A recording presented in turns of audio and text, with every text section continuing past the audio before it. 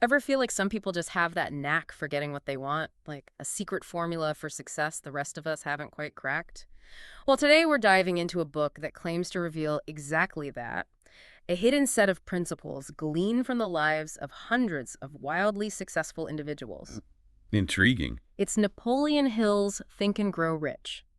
The whole idea is, if you can truly grasp and consistently apply these fundamental concepts, you can unlock a path to wealth and success in all areas of your life, not just financially.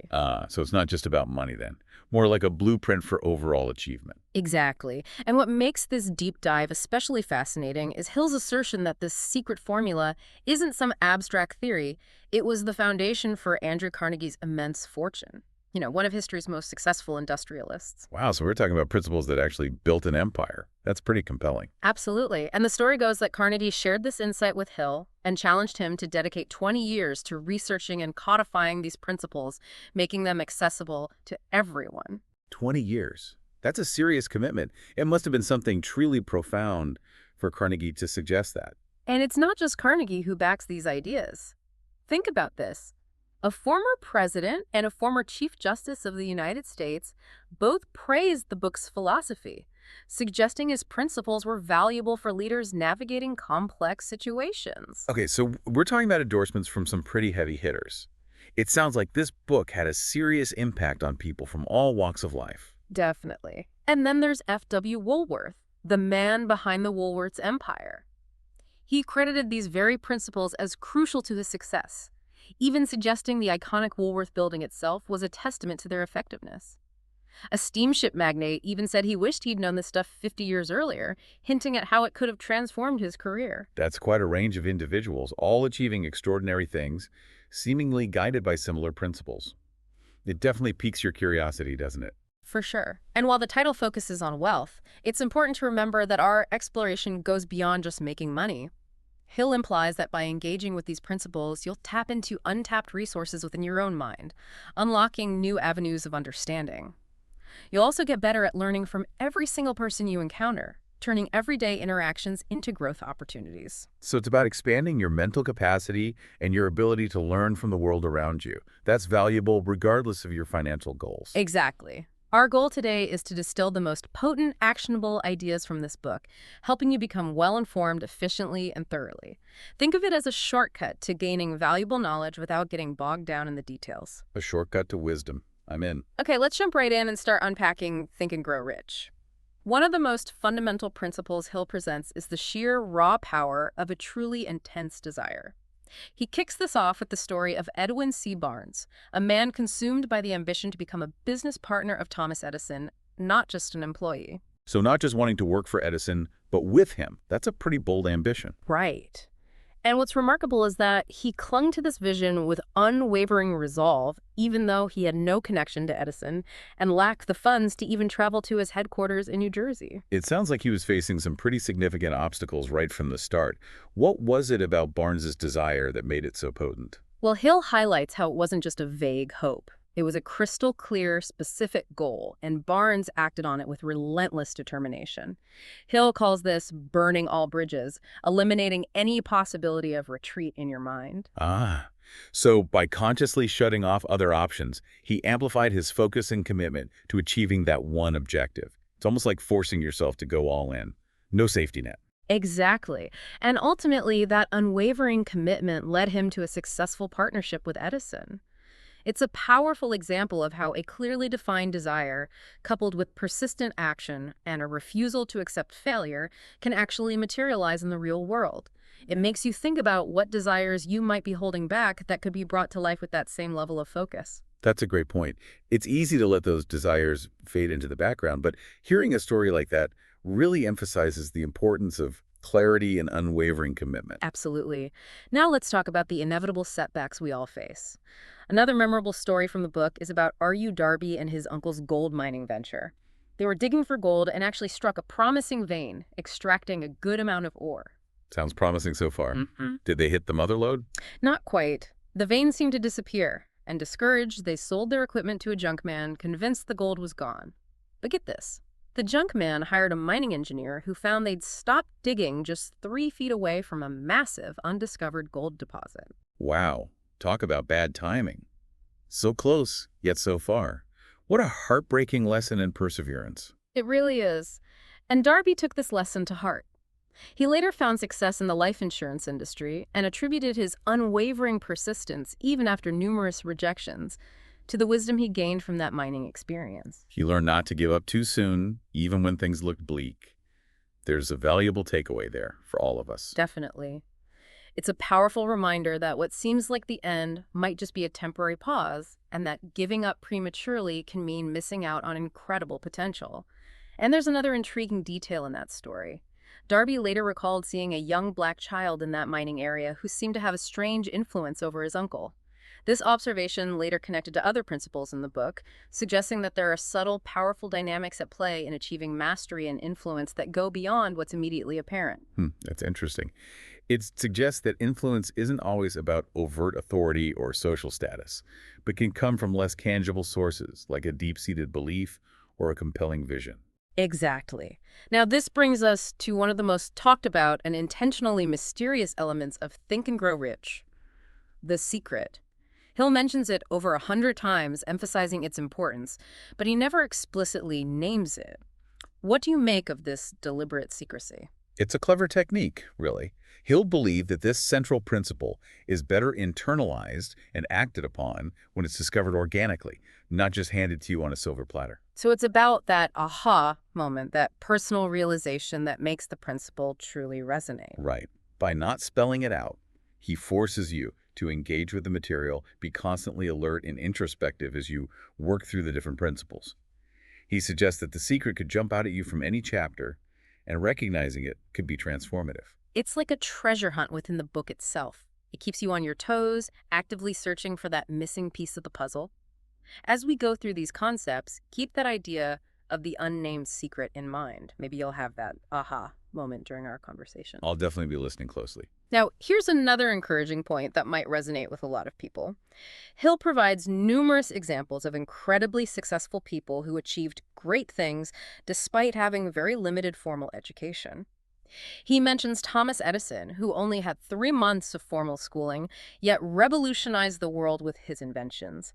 And then there's Henry Ford, a pioneer of the automotive industry, whose schooling didn't go past the 6th grade. So formal education isn't the be-all and end-all of success. That's quite reassuring, actually. It is. Hill's not saying education is useless, but he emphasizes that truly understanding and applying the secret, combined with acquiring specialized knowledge relevant to your goals, is often more crucial for success and wealth than a fancy degree. He even quotes John Wanamaker, who compared his own limited schooling to a locomotive taking on water, just grabbing what it needs as it moves forward. It's about being focused and efficient in your learning, not just accumulating knowledge for the sake of it. It makes me think of the phrase, knowledge is power, but only when applied. Exactly. While a good education can provide a foundation, it's the drive to continuously learn, the ability to organize and apply knowledge, and of course, understanding that core secret that truly propels people to great achievements. So don't let a lack of formal education hold you back. There are other paths to success. Absolutely. Now, once you have that burning desire and commitment to learning, where do concrete plans come from? Hill says it's all about imagination, the workshop where all human plans are created. He distinguishes between 2 forms, synthetic and creative. Could you explain the difference? Sure. Synthetic imagination involves arranging existing ideas and knowledge in new combinations. Think of it as taking what you already know and finding innovative ways to put those pieces together to create a plan. Creative imagination, on the other hand, is about tapping into entirely new insights, original ideas that seem to come from beyond your conscious mind. So synthetic imagination is like working with the building blocks you already have, while creative imagination is discovering entirely new materials. That's a great analogy. Hill believes that while both are important, we often rely more on synthetic imagination when turning a desire into tangible wealth, as it helps us develop concrete steps based on the information and resources we already possess.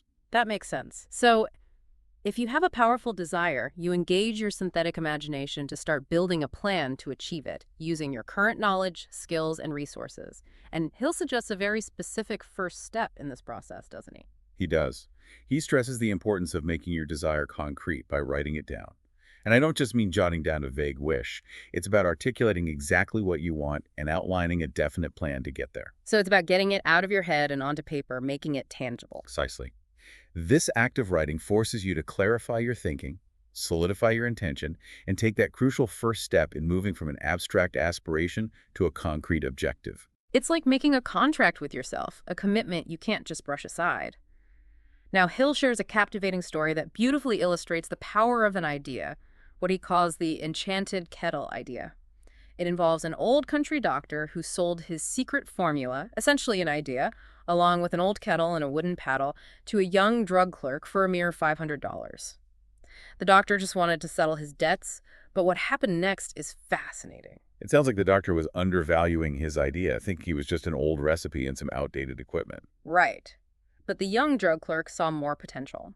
He took that initial concept and added a crucial ingredient that the doctor had overlooked. This led to incredible success, proving that the real value wasn't in the physical items, but in the idea and the clerk's ability to develop and market it effectively. It's a classic example of how a single idea, even a seemingly simple one, can be the foundation for immense wealth and success when nurtured and implemented strategically. The kettle and paddle were just props. The real treasure was the untapped potential of that idea. It reinforces the idea that true value often lies in the intangible realm of innovation and vision. It's a reminder to be open to the potential that might be hidden within seemingly ordinary ideas. Speaking of the power of ideas, Hill discusses a common thread he observed in individuals like Asa Candler, the mastermind behind Coca-Cola, and Dr. Frank Gonzalez, who founded the Illinois Institute of Technology. What enabled them to achieve such remarkable success? They both had the extraordinary ability to translate their ideas into tangible results, turning them into financial success and impactful institutions. They combined a clearly defined purpose with meticulously developed plans, proving that it takes more than just hard work and honesty to achieve true wealth. So it's about having a clear vision and a solid plan to execute it. It's not enough to just have a great idea. You need the strategic framework to bring it to life. Absolutely. And Hill emphasizes that compelling ideas, unlike physical products, can be sold and implemented when they are backed by this kind of focused effort and strategic planning. It's the difference between a fleeting thought and a well-executed vision that can change the world. Now, to effectively carry out those plans, Hill introduces the mastermind principle. This is about understanding the power of collaboration, not trying to be a lone genius. What exactly is a mastermind group in Hill's view? A mastermind group is a strategic alliance of two or more individuals who commit to working together harmoniously towards a shared goal. It's about recognizing that no one person has all the answers, and that collaboration can create a powerful synergistic effect, leading to greater achievements than any individual could accomplish alone. So it's about surrounding yourself with like-minded people who can offer different perspectives, challenge your assumptions, and contribute their unique skills and knowledge to help you reach your goals. It's like having a built-in support system and a shared intelligence working towards your success. Exactly. And Hill believes that the plans for achieving your biggest goals should ideally be developed and vetted by this trusted group. And he also talks about the importance of perseverance within this collaborative context, right? How do mastermind groups help with handling setbacks? Hill firmly believes that no man is ever whipped until he quits in his own mind. He sees temporary defeats and obstacles as inevitable parts of the journey. A mastermind group provides support during tough times, helps identify flaws in plans, and collaborates on finding solutions. He often cites examples like James J. Hill and Henry Ford, both of whom faced significant setbacks but achieved great things because they refused to give up and instead adapted their approaches. So the Mastermind Alliance becomes a source of resilience and collective problem-solving during those challenging moments. Having that support network can make all the difference in staying motivated and finding new ways to move forward. It's about turning those setbacks into learning opportunities and using the collective wisdom of the group to refine your strategy and ultimately achieve your goals. Now, building on this idea of collective intelligence and collaboration, Hill discusses the concept of organized knowledge as a form of power. He argues that simply having a lot of information isn't enough. It needs to be structured and applied intelligently to become a true source of power. How does Hill define power in this context? Hill defines power as organized and intelligently directed knowledge. He believes that just having information is potential power. It becomes actual power when it's organized into actionable plans and directed towards a specific goal. So it's not just about knowing a lot of stuff, but about knowing how to use that knowledge effectively to achieve something specific. Exactly. And he highlights organized effort achieved through the coordinated work of two or more people, again, emphasizing the mastermind principle, as the key to turning desire into its monetary equivalent and also for maintaining that wealth. So it's about putting knowledge into action, both individually and collaboratively, to create tangible results. And he also points to two main sources of knowledge. Infinite intelligence, which he believes can be accessed through creative imagination and accumulated experience found in libraries, institutions, and the wisdom of others. It's a two-pronged approach, tapping into your own creative potential and leveraging the collective wisdom and experience of others. Now, this leads to a fascinating concept, the sixth sense, which Hill links to creative imagination. He suggests this capacity is underutilized by most, but is a key trait of geniuses. What exactly is this sixth sense and how can it be developed? Hale describes the sixth sense as a form of intuition that goes beyond our five physical senses and even our logical mind. It's a channel for receiving profound insights, innovative ideas, and inspiration that wouldn't come through purely logical thinking. So it's about tapping into a deeper level of awareness, a source of creativity that goes beyond the rational mind. Exactly. And Hill believes that while many engage this faculty passively, geniuses do it consciously and purposefully. He suggests it can be strengthened through consistent use, becoming more receptive to ideas and inspiration beyond our conscious awareness. It's like exercising a mental muscle, making it stronger and more responsive. Right. He even shares stories of individuals who seem to consciously tap into this sixth sense to achieve breakthroughs. For example, Dr. Elmer R. Gates, a prolific inventor, used a practice he called sitting for ideas, creating a mental space to let his creativity flow freely. Thomas Edison also relied on his creative imagination for his most significant inventions.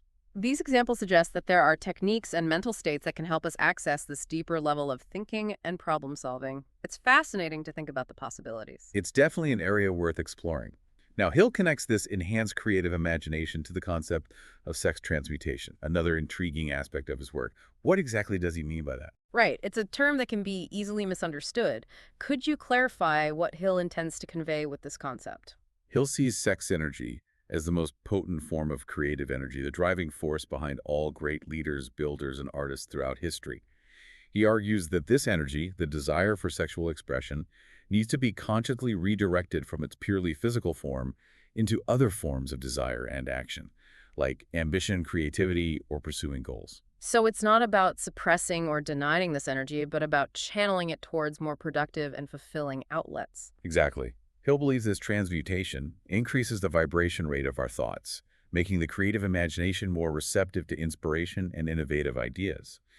He also observes that highly sexed individuals often have strong personal magnetism and enthusiasm, qualities that are valuable in leadership and sales. So it's about harnessing that inherent drive and passion to fuel your ambitions and endeavors in other areas of your life.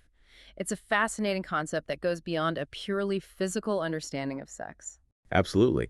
And this elevated vibration rate of thought also ties into how our subconscious mind operates, doesn't it? Yes, it does. Could you explain how our subconscious is influenced and how this relates to Hill's principles? Hill explains that the subconscious mind is more easily influenced by thoughts that are charged with feeling or emotion. He identifies 7 major positive emotions like desire, faith, love, enthusiasm, and hope, and also 7 major negative ones like fear, hatred, greed, jealousy, and anger. So it's not just about thinking positive thoughts, but about really feeling them, imbuing them with emotional energy. Right, and while negative emotions tend to enter the subconscious easily, positive ones often need to be consciously cultivated, sometimes through techniques like autosuggestion. Hill emphasizes that the 13 principles in Think and Grow Rich are designed to reach and influence the subconscious through habit and faith. So it's a process of intentionally cultivating positive emotional states and associating them with your goals so that your subconscious mind, deeply influenced by those feelings, can then help you manifest those desires in the real world. Exactly. It's about aligning your thoughts, feelings, and actions to create a powerful force for achieving your goals. Now, as Hill concludes his exploration, he emphasizes a profound truth. The most powerful forces are often intangible and unseen. He points to faith, desire, and thought itself as examples of these invisible yet potent forces. Could you elaborate on this final insight? Hill encourages us to look beyond the physical world and recognize the immense power of our inner resources. He points to historical shifts in our understanding of phenomena like lightning, which was once attributed to supernatural forces, but is now harnessed as energy. This shows how our understanding of these unseen forces can evolve through faith and scientific inquiry. He even suggests that the space between our brains might be alive with energy, connecting us in ways we don't fully comprehend. It's a mind-bending concept. It really challenges us to expand our perception of what's possible and to consider the unseen forces that might be shaping our reality. Absolutely. It's a reminder that the true sources of achievement and transformation might lie not just in the material world, but in the realm of our thoughts, beliefs, and emotions. So as we wrap up this deep dive into Napoleon Hill's Think and Grow Rich, we've covered a lot of ground.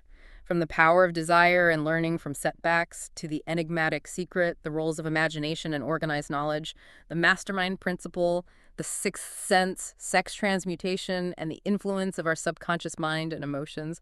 It's been quite a journey. It really has. It's a book packed with thought-provoking ideas and practical insights. Yeah, as you reflect on everything we've discussed, what resonated most with you? Which of these principles could you start applying in your own life today? And remember that elusive secret that any of the points we discuss spark a moment of recognition, that aha moment of understanding. I'd encourage everyone listening to really ponder that question. There might be a hidden gem of wisdom waiting to be discovered. And we'll leave you with this final thought, building on Hill's emphasis on intangible forces. Consider that the true riches might not be just about money, but about mastering your own mind and harnessing the power of desire, faith, and imagination to create the life you truly envision. Keep exploring these ideas, observe their impact on your journey, and discover the extraordinary potential that lies within. It's a journey worth taking. Who knows what riches you might uncover along the way? Until next time.